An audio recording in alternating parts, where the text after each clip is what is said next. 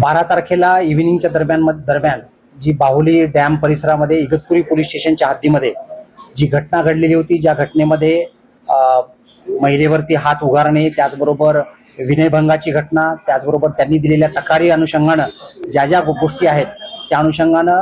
योग्य जो गुन्हा आपल्याकडे दाखल करण्यात आलेला आहे, त्याच्यामध्ये त्यांची मोबाईल असेल, त्याच्या अनुषंगानं त्याचबरोबर इतर त्यांची गाडीची जी काच आहे त्या गाडीच्या काच वेगवेगळ्या ठिकाणी अशा प्रकारचे स्टिक्स मारून फोडणे, त्याचबरोबर दगड मारून फोडणे, त्यांच्यावरती हमला करणे, अशा अनुषंगानं आपण जे आहे ते अटेम्प्ट टू मर्डर, त्याचबरोबर इतर डेकॉयटी, अशा प्रकारची वेगवेगळी जी गंभीर कलम आहेत, अशा प्रकारची सगळी गंभीर कलम या ठिकाणी आपण लावून गुन्हा दाखल करण्यात आलेला आहे. या अनुषंगानं याच्यामध्ये आतापर्यंत एकंदरीत 9 आरोपी जे आहेत ते 9 आरोपींना पूर्णपणे ताब्यात घेण्यात आलेलं आहे आणि त्याच्यावरती कारवाई सुरू आहे.